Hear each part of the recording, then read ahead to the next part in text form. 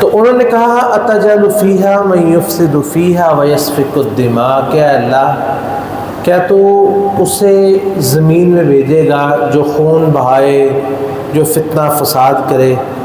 تو اللہ تعالیٰ فرماتے ہیں کہ انی اعلم ما لا تعلمون، میں وہ چیز جانتا ہوں جو تم نہیں جانتے۔ چنانچہ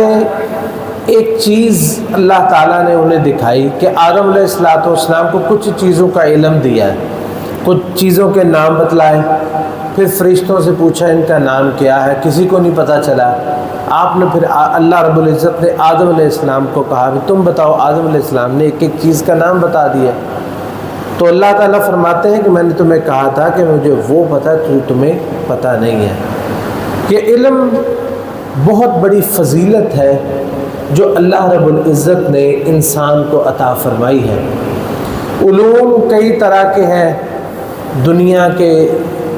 جن کا تعلق دنیا کی ٹیکنالوجی کے ساتھ ہے، سائنس کے ساتھ ہے، فلکیات کے ساتھ ہے، ارضیات کے ساتھ ہے، انسانوں کی صحت کے بارے میں ہے، کئی قسم کے علوم ہیں۔ لیکن ان علوم میں سب سے اشرف، سب سے اعلیٰ، سب سے افضل علم جو ہے وہ دین کا علم ہے۔ یہ وہ علم ہے جو ہمیں اللہ تک پہنچاتا ہے، اللہ کی معرفت ہمیں دیتا ہے، ہماری زندگی کا مقصد اس سے پورا ہوتا ہے کہ ہم اس دنیا میں کرنے کے آئے ہیں۔ اس لیے انسانوں میں جس کے پاس دین کا علم ہے، اللہ کی معرفت ہے، اللہ کی پہچان ہے، وہ اور پوری دنیا مل کے ایک جیسے نہیں ہو سکتے۔ اسی لیے اللہ تعالیٰ فرماتے ہیں کہ قُلْ هَلْ يَسْتَوِي الَّذِينَ يَعْلَمُونَ وَالَّذِينَ لَا يَعْلَمُونَ، بتائیے کہ کیا جاننے والے اور نہ جاننے والے، علم رکھنے والے اور علم نہ رکھنے والے برابر ہو سکتے ہیں؟ انما یتذکر اولو الالباب، بات یہ ہے جو عقلوں والے ہیں وہی نصیحت پکڑتے ہیں، ان کو بھی پتہ ہے کہ علم اور جہالت برابر ہے، نہیں ہو سکتی۔ اب دیکھ لیں جہالت جو ہے وہ ایک قسم کی گالی ہوتی ہے کہ یہ علم ہے اور جاہل ہی رہے تم۔ کسی کو جاہل کہا جائے تو وہ اپنے لیے کوئی فخر تو نہیں سمجھتا، جہالت ایک برا صفت ہے، ایک بری جو ہے وہ کسی کو تانا دیا جاتا ہے جہالت کا۔ اس لیے قُلْ هَلْ يَسْتَوِي الَّذِينَ يَعْلَمُونَ، عالم اور جاہل کبھی برابر نہیں ہو سکتے۔ اور اللہ تعالیٰ نے جو علماء کا مقام رکھا ہے، اور اللہ رب العزت نے فرمایا کہ يَرْفَعِ اللَّهُ الَّذِينَ آمَنُوا مِنْكُمْ وَالَّذِينَ أُوتُوا الْعِلْمَ دَرَجَاتٍ، کہ اللہ تعالیٰ تم میں سے ایمان والوں کو کے درجے بلند فرماتا ہے، اور ان ایمان والوں میں والذین اوتوا العلم درجات، جو علم والے ہیں اللہ نے ان کو کئی درجوں سے نوازا ہوا ہے۔ اور اللہ تعالیٰ نے ان علماء کی یہ بہت بڑی فضیلت ہے کہ اللہ تعالیٰ نے علماء کو اپنے گواہی کے ساتھ ان کی گواہی ساتھ رکھی ہے۔ کتنی بڑی فضیلت ہے کہ اللہ تعالیٰ فرماتے ہیں کہ شاہد اللہ انہ لا الہ الا اللہ، کہ پوری دنیا میں کوئی گواہی نہ دے اللہ تعالیٰ کی وحدانیت کی، اللہ خود گواہی دیتا ہے۔ اور اللہ سے بڑی گواہی کس کی ہے؟ شاہد اللہ انہ لا الہ الا اللہ، لا الہ الا ہو والملائکۃ، دوسرے کون لوگ گواہی دیتے ہیں؟ جو فرشتے ہیں، جو نورانی مخلوق ہے، جو پیدا ہی اللہ کی عبادت کے لیے ہوئے ہیں، جن کے اندر انکار کی مجال ہی نہیں ہے۔ اور تیسرے وہ خاص وَأُولُو الْعِلْمِ قَائِمًا بِالْقِسْطِ، اور ایسے علم والے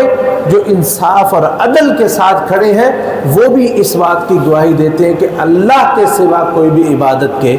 لائق نہیں ہے۔ اس سے بڑی اور کون سی فضیلت ہوگی کہ اللہ رب العزت نے اپنی گواہی کے ساتھ ان لوگوں کی گواہی کو شامل کیا ہے کہ شہید اللہ انہ لا الہ الا ہوا والملائکہ، اللہ گواہی دیتا ہے، اللہ کے فرشتے گواہی دیتے ہیں، اور علم والے گواہی دیتے ہیں کہ اللہ کے سوا۔ اور ان علماء کے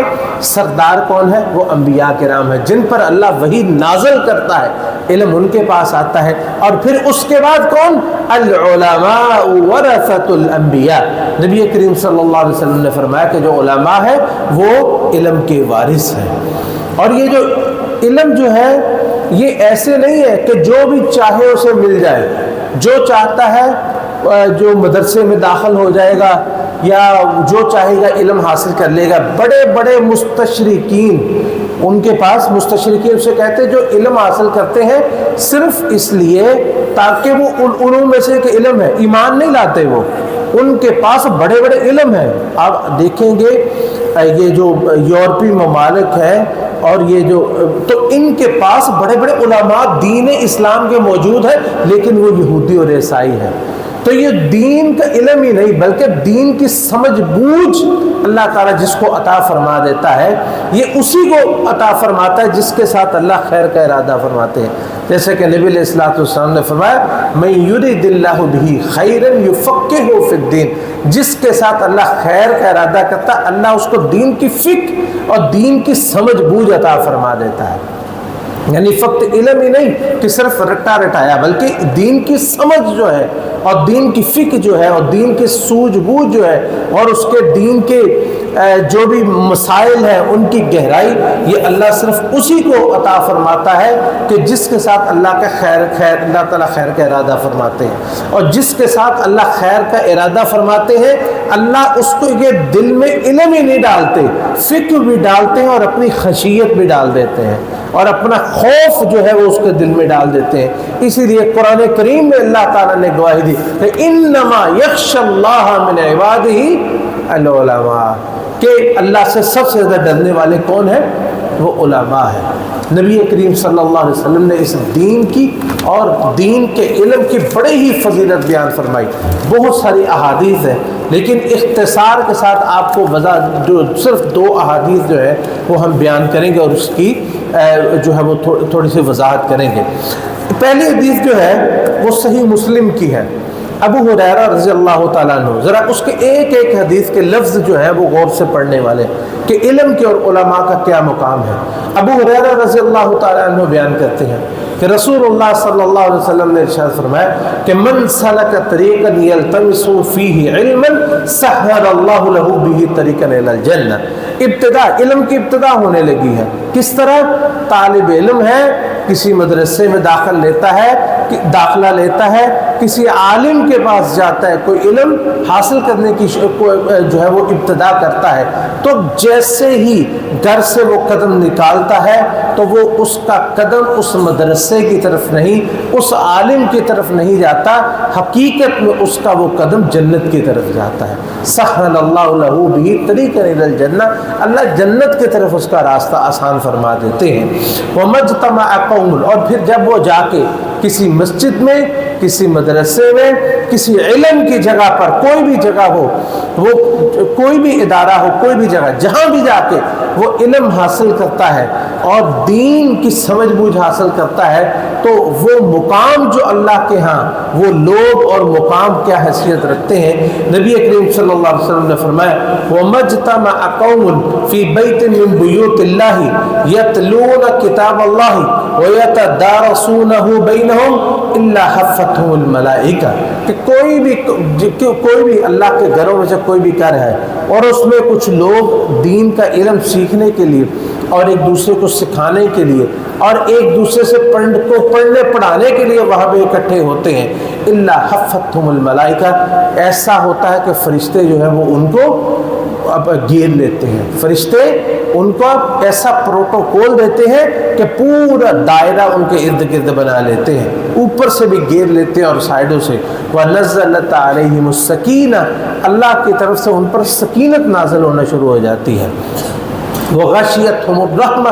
اللہ کی رحمت انہیں ڈانپ لیتی ہے۔ وذکرہم اللہ فی من عندہ، جب تک وہ بیٹھے دین کی بات سیکھتے رہتے ہیں، سکھاتے رہتے ہیں، اللہ رب العزت اپنے فرشتوں میں ان کا ذکر کرتے رہتے ہیں کہ یہ دیکھو میرے بندے، میرا علم، میری معرفت، میری کتاب، میری حدیث، میرے پیغمبر کا فرمان، میری حدیث، دین میں حلال اور حرام کی بات، حرام سیکھ رہے ہیں کہ کیا چیز حلال ہے اور کیا حرام ہے۔ اور دوسری یہ صحیح مسلم کی روایت ہے، اور دوسری روایت حضرت ابو الدرداء رضی اللہ تعالی عنہ ان کی روایت ہے، اور اس میں کچھ الفاظ ہے کہ وَإِنَّ الْمَلَائِكَةَ لَتَضَعُ أَجْنِحَتِهَا لِطَالِبِ الْعِلْمِ رِضًا بِمَا يَصْنَعُ، فرشتے طالب علم سے اتنا دین کا جو علم حاصل کرتا ہے اس سے اتنے خوش ہوتے ہیں کہ وہ چلتا ہے تو وہ اپنے پر اس کے جگہ اس جہاز سے چلنا ہوتا ہے نا وہاں پہ اپنے پر بچھا دیتے ہیں کہ اس کا پاؤں زمین کی مٹی اور گرد و غبار پہ نہیں بلکہ ہمارے پروں کے اوپر پڑے. اور یہ بات تمثیلی نہیں ہے, مثال نہیں ہے, یہ حقیقی ہے جو رسول اللہ صلی اللہ علیہ وسلم نے فرمایا کہ فرشتے اتنے خوش ہوتے ہیں کہ اپنے پر ان کے لیے بچھاتے چلے جاتے ہیں, کیونکہ وہ اس کے طلب علم کے حصول سے اتنا خوش ہوتے ہیں. اب پھر فرمایا ان العالم لیستغفر له من فی السماوات ومن فی الارض, کہ جو عالم ہوتا ہے جو لوگوں کو, اور دوسری روایت میں ہے کہ جو لوگوں کو معلم الناس الخیر, جو لوگوں کو خیر سکھلاتا ہے, دین سکھلاتا ہے,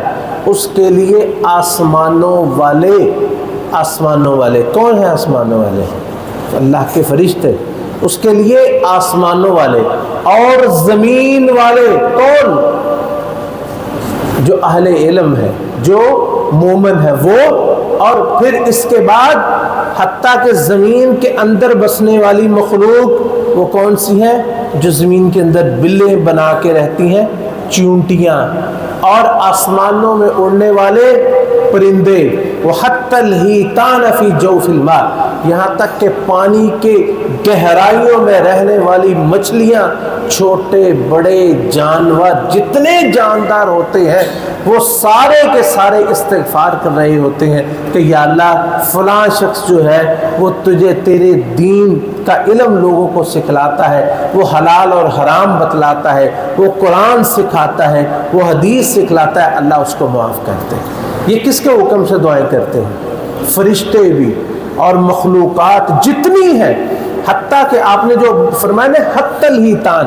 یہاں تک کہ مچھلیاں, مطلب پوری مخلوقات جتنی ہیں, جتنے چرند ہیں, پرند ہیں, جتنے چیرنے پھاڑنے والے, جتنے داڑنے والے, جتنے چلنے اپنے دو پاؤں پہ چلنے والے جانور, یا چار پاؤں پہ, یا پیٹ کے بل رینگنے والے, یا آسمانوں میں اڑنے والے, یا پانی کے اندر تیرنے والے, جتنے جاندار ہیں سارے کے سارے عالم ربانی کے لیے دعا کرتے ہیں لیستغفر, کہ اللہ اس کو معاف فرما دے, اللہ یہ تیرے دین کا علم سکھاتا ہے, اللہ اس کو معاف فرما دے. اور ایک عالم کی فضیلت کتنی ہوتی ہے, آپ نے فرمایا فضل العالم, دو مثالیں دی آپ نے, فضل العالم علی العابد, ایک شخص ہوتا ہے وہ صبح سے شام تک وہ اللہ کی عبادت میں ہی لگا رہتا ہے, صبح نمازیں پڑھنا, اللہ کا ذکر کرنا, اللہ کو یاد کرنا, وہ روزے رکھتا ہے, وہ تہجد پڑھتا ہے, وہ جو ہے وہ اپنا وقت جو ہے وہ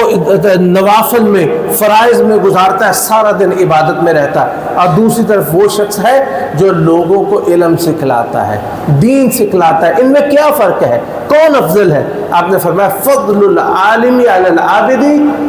کفضل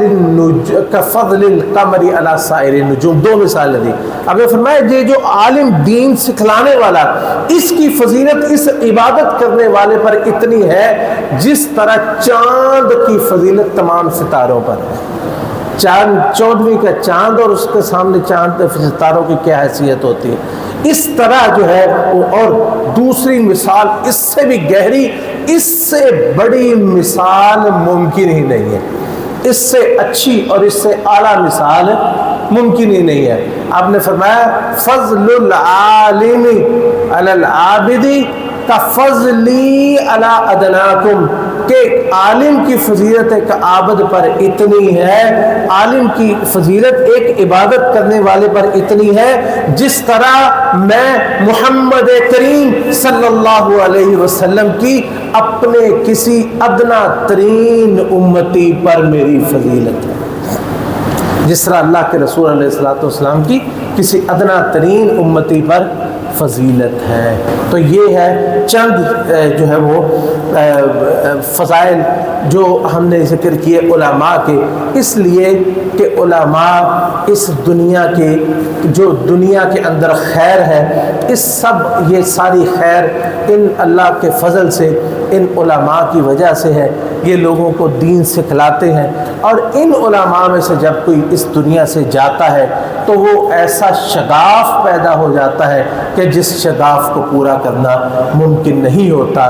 اور بہت بڑی مصیبت ہوتی ہے دنیا والوں پر کسی عالم کی موت، جیسا کہ رسول اللہ صلی اللہ علیہ وسلم نے ارشاد فرمایا ان اللہ لا يقبض العلم انتزاعا ينتزعه من العباد، کہ علم جو دنیا سے اٹھایا جائے گا نا، قیامت کی نشانیوں میں سے ایک یہ ہے کہ علم اٹھا لیا جائے گا۔ آپ نے فرمایا کہ علم ایسے نہیں ہے کہ اللہ تعالیٰ لوگوں کو سینے سے اٹھا رہی ہے، ایسا نہیں ہوگا، بلکہ کیا ہوگا وَلَٰكِن يَنْتَزِعُهُ بِقَبْضِ الْعُلَمَاء، اللہ علماء کو اٹھا لیں گے۔ مجھے بتائیے کہ دنیا کے اندر اس وقت جو ہماری آبادی ہے، آبادی میں علماء کتنے فیصد ہیں؟ کیا 1% بھی ہے؟ کیا 1% بھی علماء ہے؟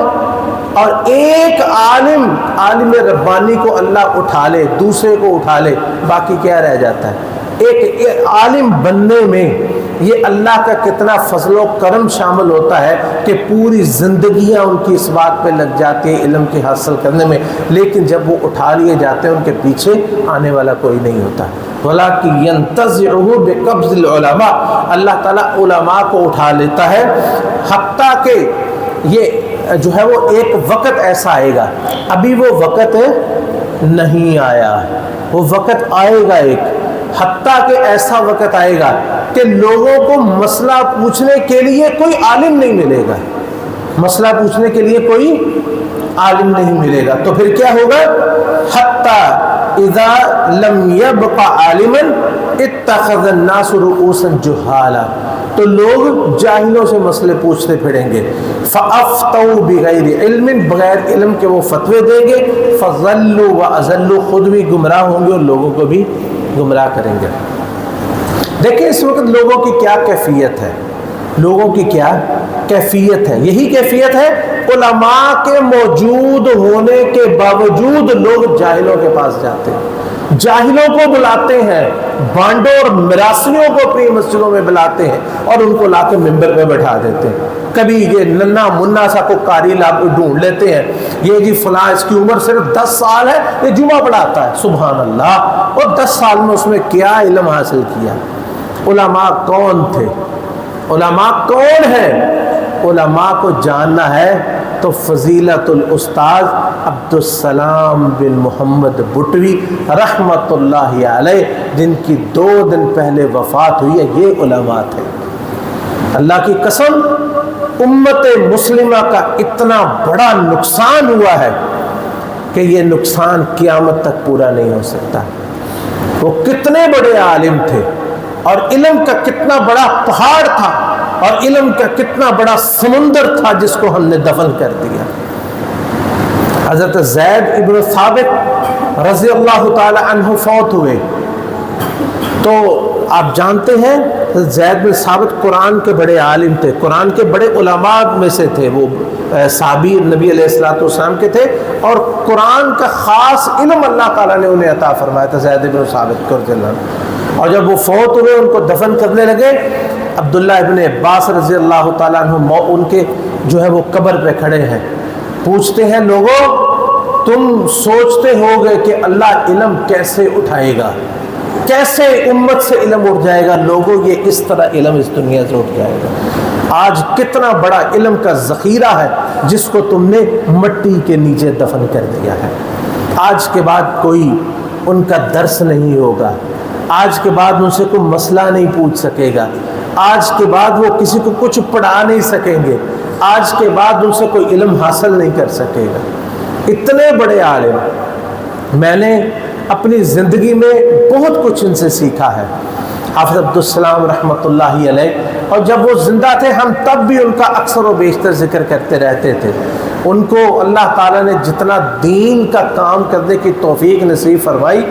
ایسے عالم اللہ نے ان کی زندگی میں اتنی برکت بھی عطا فرمائی، اور زندگی میں برکت بھی، اور انہوں نے اپنی زندگی کے ایک ایک لمحے سے فائدہ اٹھایا، ایک ایک لمحے سے فائدہ اٹھایا۔ میرا پہلا تعارف جو ہے حافظ عبدالسلام بٹوی رحمۃ اللہ علیہ سے کس وقت ہوا؟ جس وقت میری عمر صرف 16 سال تھی، مدرسے میں میں پہلے سال کا طالب علم تھا، پہلے سال کا طالب علم تھا۔ یہ اللہ کی طرف سے ہوتا ہے کہ علم کا ذوق موجود تھا، علم کا ذوق موجود تھا۔ ملت چوک میں ایک جلسہ ہوتا ہے رات کے وقت میں، ہمارے والد صاحب جلسوں میں کبھی جانے کی اجازت نہیں دیتے تھے، نہ وہ جلسوں کو پسند کرتے تھے، لیکن اس جلسے کو انہوں نے، ان جلسوں کو پسند کرتے تھے جن میں علماء ہو، علماء کی باتیں ہوں۔ اس میں حافظ عبدالسلام رحمۃ اللہ علیہ، ان کا بھی کافی جو ہے وہ مولانا محمد حسین شیخ پوری رحمۃ اللہ علیہ، حافظ عبدالسلام صاحب، اور بھی کافی تقریریں تھیں۔ لیکن جب حافظ عبدالسلام صاحب، ان کی تقریر جو ہے اس کا موضوع تھا کہ امت میں اتفاق اور اتحاد کیسے ہو سکتا ہے اور اس کے بڑے بڑے داعی کون ہیں، تو اس موضوع پر میرا خیال ہے 1.5 یا پونے 2 گھنٹے کا انہوں نے خطاب کیا، اور ان کا خطاب جو تھا بالکل ہمیشہ سادے الفاظ، نہ کوئی اتار، نہ کوئی چڑھاؤ، نہ کوئی جو ہے وہ جسے کہتے ہیں کہ وہ گنگنانا، اور نہ کوئی زور لگانا، اور نہ تیا پانچا کسی کا کرنا، نہ بلے بلے کرنا، کچھ بھی نہیں، خاموشی کے ساتھ بڑے آسان سے الفاظ میں وہ بیان کرتے تھے۔ میں نے واضح طور پہ محسوس کیا کہ لوگ بڑی بے چینی سی محسوس کر رہے ہیں کہ وہ جو ہے وہ علمی بات تھی، علمی گفتگو تھی، لیکن یہ اللہ کی توفیق تھی کہ میں نے اس 1.5 پونے 2 گھنٹے کو اس طرح ٹک ٹکی باندھ کے میں نے سنا تھا، اور ایک ایک لفظ ایسے تھا جیسے میرے سینے میں اترتا گیا۔ یہ پہلی گفتگو جو علمی میں نے ان کی سنی تھی، اور پھر میں ہمیشہ سے ہی جو ہے وہ ان کے علم کا قائل ہوا۔ اور پھر اس کے بعد کیسٹیں ہوتی تھی، میں نے ان کی کیسٹ جو ہے وہ دوبارہ ملت چوک گیا، وہاں سے خریدی، اور پھر ان کے سارے خطاب کو میں نے لکھا تھا اس وقت، اور اس کو میں نے اسی وقت محفوظ کر لیا تھا۔ اس کے بعد بھی کئی دفعہ ہوا، کئی دفعہ ان سے ملاقاتیں ہوتی رہی، دارالقرآن ہم پڑھتے تھے، وہاں کئی دفعہ ان کا جمعہ ہوا، اور اتنے سادہ طبیعت کے انسان تھے، اتنے بڑے، یقین کریں ہمارے ہاں تو یہ عالم ہے کہ ہمارے ساتھ کئی لوگ، ہمارے ہم اثر ہمارے ساتھ پڑھنے والے، بالکل یعنی کہ یہ نہیں کہ بہت پتہ نہیں کیا ان کے پاس سرخاب کے پار ان کو لگ گئے، لیکن اللہ تھوڑی سی عزت دیتا ہے تو ایسے ہوتا ہے جسے پہچانتے ہی نہیں ہے۔ ایسے ہمیں بھی ایسے، ہم حالانکہ علم کے میدان کے ہم بھی جو ہے وہ طالب علموں میں سے ہیں، تو وہ بھی طلاب میں سے ہیں، عالم ہم اپنے آپ کو نہیں کہتے، نہ ہم ان کو سمجھتے، لیکن یہ کہ وہ بڑے طالب علم ہیں، ہم چھوٹے طالب علم ہیں، ہمارے ہم اثر ہیں، تھوڑی سی اللہ عزت دیتا ہے تو ہمارے ساتھ وہی سلوک کرنا شروع کر دیتا ہے جیسے کوئی بادشاہ اپنے رعایا کے ساتھ سلوک کرنا شروع کر دیتا ہے۔ لیکن حافظ عبدالسلام رحمۃ اللہ علیہ، ان کی زندگی میں جتنا بھی ہم ملے، ایک چیز ہم نے ان کی زندگی میں بہت زیادہ دیکھی کہ علم کے پہاڑ ہیں، اتنا اللہ نے علم عطا فرمایا، لیکن تواضع، عاجزی، انکساری ان کے اندر اتنی تھی کہ جس طرح یقین کریں ایک دفعہ ایسا ہوا، حالانکہ میں ان کو ملا ہوا تھا، اور میں نے بتایا میری پہلی ملاقات کب ہوئی، اس کے بعد دارالقرآن میں جمعہ تھا ایک دفعہ، تو ہم نے مسجد سے صحن میں جمعہ پڑھا، اور جمعہ پڑھنے کے بعد میں اندر جو ہے وہ دیکھنے گیا کہ حافظ صاحب سے میں ملاقات کروں۔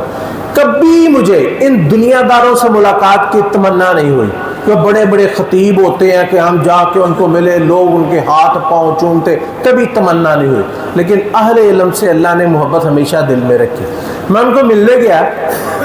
تو آگے جہاں نماز پڑھی ادھر میں دیکھ رہا ہوں کچھ بھی نہیں ہے، یقین کریں وہاں پہ حافظ صاحب بیٹھے ہوئے تھے، اور میں ان کو پہچان نہیں سکا، میں نے یہ سمجھا کہ شاید کوئی آدمی نا مطلب اپیل کرنے کے لیے نہ آیا ہوا ہے، کوئی ایسی اس طرح سادہ آدمی تھے، اس قدر سادگی ان کے اندر تھی، جا کے ملے جیسے یعنی کوئی بھی ان کو ملتا تھا نا تو وہ یہی سمجھتا تھا کہ شاید یہ سب سے زیادہ میرے سے ہی محبت کرتے ہیں، سب سے زیادہ توجہ یہ میری طرف ہی کرتے ہیں، یعنی صرف علم ہی نہیں، اللہ نے ان کو عمل کی دولت سے بھی بڑا نوازا تھا،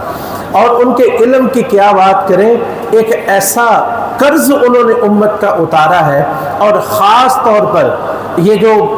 بر صغیر پاک و ہند کے علماء کی طرف سے جو ہمیشہ سے ان پہ قرض تھا کہ قرآن کریم کی ایک ایسی تفسیر جو کہ ہمارے ہر سوال کا جواب دے، جو عام اردو دان طبقے کو بھی سمجھ آئے اور علماء کی بھی خدمت کرے۔ جب سے الحمدللہ یہ کتنا عرصہ ہو گیا ہمیں تفسیر پڑھاتے ہوئے، تفسیر کی کتابیں ساری ہم پڑھتے ہیں، لیکن جب سے حافظ صاحب کی تفسیر ہاتھ کو لگی ہے نا، ان کی تفسیر کو پڑھ لیتے ہیں تو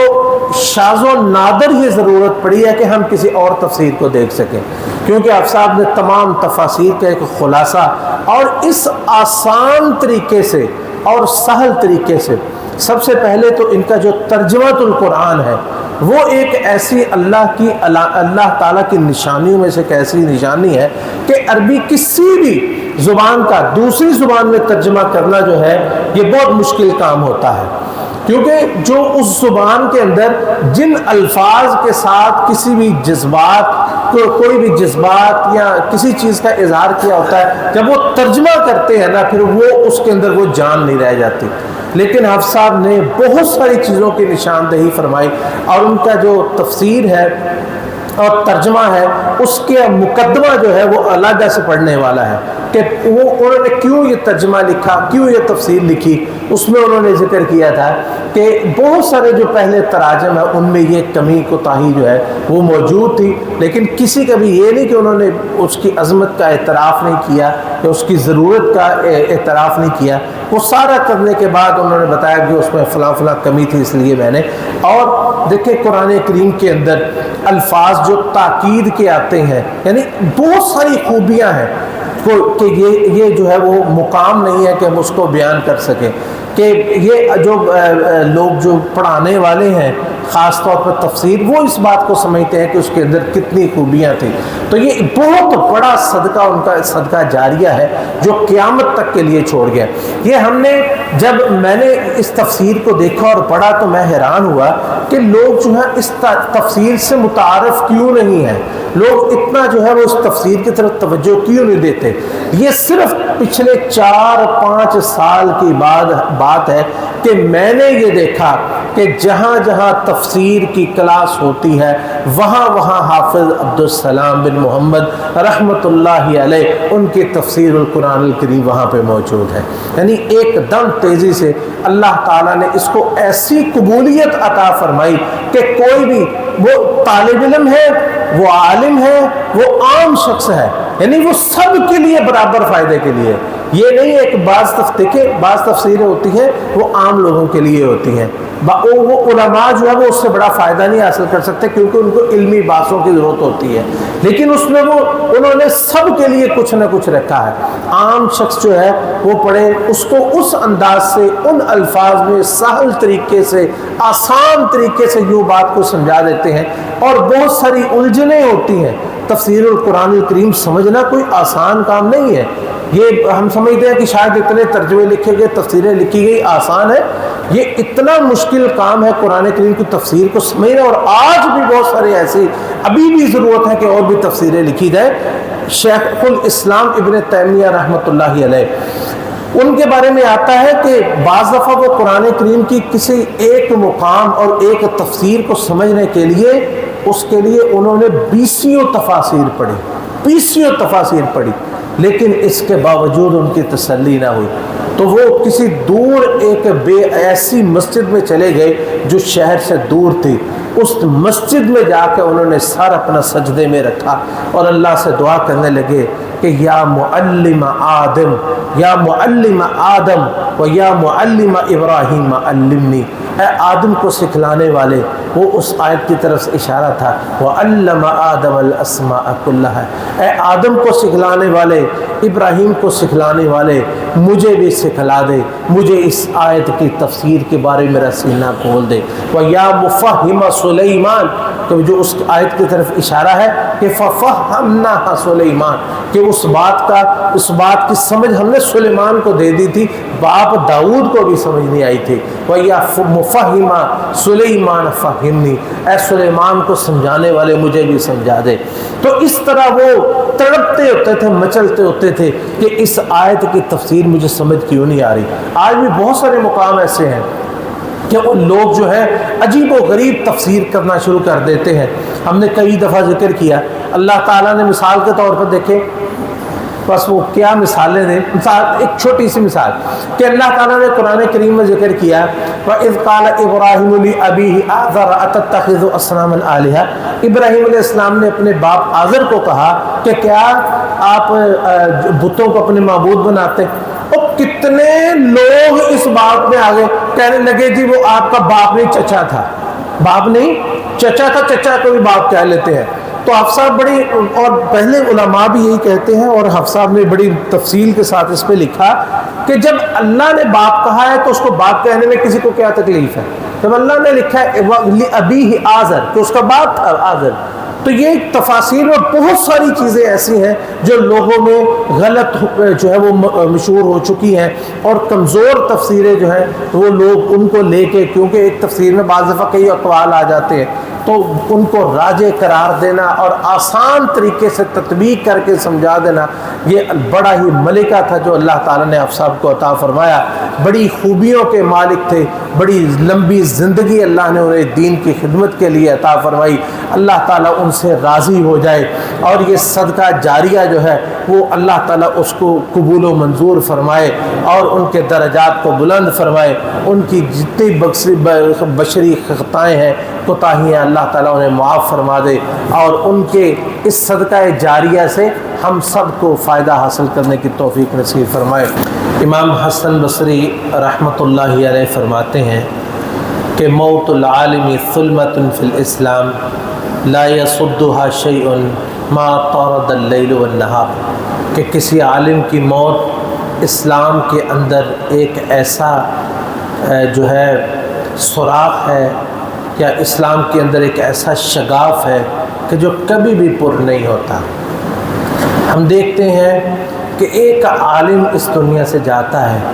تو کیا اس کی مسند پہ بیٹھنے والا ویسا عالم موجود ہوتا ہے؟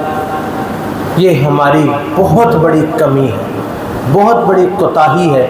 کہ ہم نے علم اور اس کے مقام کو نہیں سمجھا، ہم نے اپنے بچوں کو علم کے لیے وقف نہیں کیا، اور ان کو علم کی اہمیت جو ہے وہ ہم نے نہ خود سمجھی ہے، اور نہ اس کے لیے ہم نے اپنے بچوں کو وقف کیا ہے۔ بلکہ یہ ہوتا ہے عام طور پر کہ جو بچہ سب سے نالائق ہوتا ہے، کسی کام کا نہیں ہوتا، پڑھنے والا نہیں ہوتا، اس کو کہتے ہیں اس کو مدرسے میں چھوڑا، اور جو پڑھنے والا ہوتا ہے اس کو کالج میں، یونیورسٹی میں۔ یہ مجھے دیکھیں کہ کیا اس قوم میں ٹیلنٹ کی کوئی کمی ہے؟ کتنے بڑے بڑے ڈاکٹرز موجود ہیں، انجینئرز موجود ہیں، سائنسدان موجود ہیں، ہر طبقے کے، کمپیوٹر کے ماہر موجود ہیں، ہر طبقے کے ماہرین موجود ہیں، تو علماء اتنے کم کیوں ہیں؟ سب سے پہلے تو یہ کہ جو علماء موجود ہیں، آپ سے یہ میری ایک جو ہے وہ ہمدردانہ نصیحت ہے، ان علماء کی قدر کیجیے۔ علماء اس وقت کتنے ہیں؟ شیخ ارشاد الحق عصری حفظہ اللہ تعالی، یہ آپ کی خوش قسمتی ہے کہ آپ ان کے زمانے میں موجود ہیں، آپ کی خوش قسمتی ہے کہ آپ نے حافظ عبدالسلام بن محمد بھٹوی رحمۃ اللہ علیہ، آپ میں سے اکثر لوگوں نے ان کو دیکھا، ان کا زمانہ پایا۔ آپ کی خوش قسمتی ہے کہ حافظ شریف صاحب جیسے بڑے عالم دین اس دنیا میں موجود ہیں اور آپ کے شہر میں ہیں، لیکن افسوس کی بات یہ ہے کہ ان کا درس رکھ لیں اور دوسری طرف کسی مشہور خطیب کا درس رکھ لیں، دیکھیں لوگ کہاں پہ جاتے ہیں۔ یہ بہت بڑی ہماری کمی۔ سب سے پہلی بات یہ ہے کہ ان علماء کی قدر کریں، جب تک یہ زندہ ہے ان کے سامنے زانوئے تلمذ طے کریں۔ ضروری نہیں داخلہ ہی لینا ہوتا ہے، جہاں ان کا درس ہو، جہاں آپ کو پتہ چلے یہ کچھ بیان کرنے والے ہیں، وہاں فوری طور پہ پہنچے اور ان کی باتیں سنیں۔ یہ علماء ہی ہیں جو سورج کی طرح ہے جو اندھیروں میں روشنی دکھاتا ہے، جو چاند کی طرح ہے اور ستاروں کی طرح ہے جو رات کی ظلمت میں بھی ہمیں رستے کو بتاتا ہے۔ اس لیے ان علماء کی قدر کریں۔ اور دوسرا، علم کی راہ میں اپنے بچوں کو وقف کیجئے، اپنے بچوں کو ان کاموں پہ لگائیے۔ مجھے یاد ہے جس وقت میں نے اسکول میں پڑھتا تھا، ایک طالب علم تھا، اسکول میں نے میٹرک جب کیا، میٹرک میں باقی مضامین کے علاوہ اس وقت انگلش کی بہت اہمیت تھی۔ ایک تو میں نے میٹرک جو ہے وہ سائنس کے ساتھ کیا تھا، اور دوسرا انگلش جو ہے وہ میری بہت جو ہے وہ اچھے طریقے سے ہم نے پڑھی تھی۔ اور اسلامیہ اسکول جناح کالونی، یہ ہمارا اسکول اس وقت بڑے اچھے اسکولوں میں اس کا شمار ہوتا تھا۔ میں نے انگلش میں ٹاپ کیا تھا اپنے اسکول میں، تو پورے خاندان اور پورے دوست احباب ہر طرف سے یہی تھا کہ اب جو ہے نا یہ کالج میں داخلہ لے گا اور اس میدان میں بڑا جو ہے وہ انشاءاللہ یہ آگے جائے گا۔ لیکن والد صاحب نے مجھے اٹھایا اور مدرسے میں داخل کر دیا۔ بڑا احتجاج ہوا، ہم نے بھی کیا تھا، ہمارا بھی دل نہیں کرتا تھا ہم مولوی بنیں گے۔ مولوی جس طرح عام بچوں کے لیے نا ایک بڑی گالی ہوتی ہے، یار مجھے مولوی نہ کہیں، ہم بھی اسی طرح چڑھتے تھے، میں مولوی بنوں گا۔ لیکن والد صاحب کا اصرار تھا اور پھر ان کی محبت اور ان کی دعائیں رنگ لائی کہ اللہ تعالیٰ نے علم کی محبت جو ہے وہ دل میں ڈال دی، اور الحمدللہ۔ تو کہ جب سارے یہ کہتے تھے یہ پڑھنے والے بچہ ہے اس کو کالج میں بھیجیں، تو والد صاحب یہ کہتے تھے اسی پڑھنے والا بچہ ہے اسی لیے تو اس کو میں مدرسے میں بھیج رہا ہوں۔ اور اللہ نے ان کی دعائیں قبول کی، مدرسے میں پڑھتے تھے، وہاں ہم پوزیشنیں لیتے رہے، پھر ان کی دعائیں اور محنتیں کوششیں تھی کہ اللہ نے مدینہ میں پہنچا دیا، اور ان کی دعائیں اور ہمارے ساتھ ہیں۔ وہ آج دنیا میں موجود نہیں ہے، لیکن اس منبر پہ ہم بیٹھے ہوئے ہیں الحمدللہ۔ یہ مسجد ہے، یہ مرکز ہے، یہ انہی کی دعائیں ہیں، ہمارے والدین کی، انہی کا یہ صدقہ جاریہ ہے۔ ہمارے آباء و اجداد، دادا والد والدہ، دادا دادی، نانا نانی، یہ سارے علم کے ساتھ جو ہیں یہ جڑے ہوئے تھے۔ تو آپ لوگوں سے بھی گزارش یہ ہے کہ جس طرح جو ہے وہ ابو الدرداء رضی اللہ تعالیٰ عنہ فرماتے ہیں کہ تعلموا العلم قبل ان يقبض العلم، کہ علم حاصل کرو اس سے پہلے کہ علم اٹھا لیا جائے۔ علم علماء سے حاصل ہوتا ہے، صرف کتابوں سے نہیں حاصل ہوتا۔ اگر کتابوں سے حاصل ہوتا، مجھے یہ بتائیں کبھی کسی ڈاکٹر کو MBBS کی ڈگری اس بنیاد پر ملی ہے کہ وہ کہے جی کہ میں نے کتاب سے بازار سے کتابیں خرید کے پڑھ لی تھی اب میں ڈاکٹر ہوں؟ کوئی اس کو مانتا ہے؟ کوئی جی PhD میں جو کچھ کرنا ہوتا ہے میں سارا کچھ پڑھ چکا ہوں مجھے ڈگری دے دیں؟ نہیں ملتی ہے۔ جب تک آپ ان کے کالجوں میں، یونیورسٹیوں میں استادوں سے نہیں پڑھیں گے آپ کو کسی علم کی بھی ڈگری نہیں ملے گی۔ اس لیے علم سیکھنا ہے، ان علماء کے پاس بیٹھیں جو زندہ ہے اور موجود ہے۔ وہ وقت ابھی نہیں آیا کہ جس وقت لوگ جو ہے وہ علم مسئلہ پوچھنے کے لیے جائیں تو انہیں کوئی عالم نہ ملے۔ اس وقت کی قدر کیجیے اور اپنے علماء کی بھی قدر کیجیے۔ اللہ تعالی ہمارے یہ جو علماء اس دنیا سے گئے ہیں، اللہ ہمارے بہت سارے اساتذہ ایک ایک کر کے اب بات شروع ہوئی ہے مجھے یاد آتے جا رہے ہیں، کتنے ہمارے مدینہ کے استاد اور ہمارے یہاں کے استاد مولانا گلزار صاحب، حافظ عبدالرحمن صاحب، اور اسی طرح مدینہ کے کئی علماء جو اس دنیا سے چلے گئے جن سے ہم نے پڑھا تھا، اور کئی زندہ ہے۔ جو زندہ ہے اللہ ان کی زندگیوں میں برکت فرمائے، اور جو اس دنیا سے چلے گئے اللہ تعالیٰ ان کی مغفرت فرمائے۔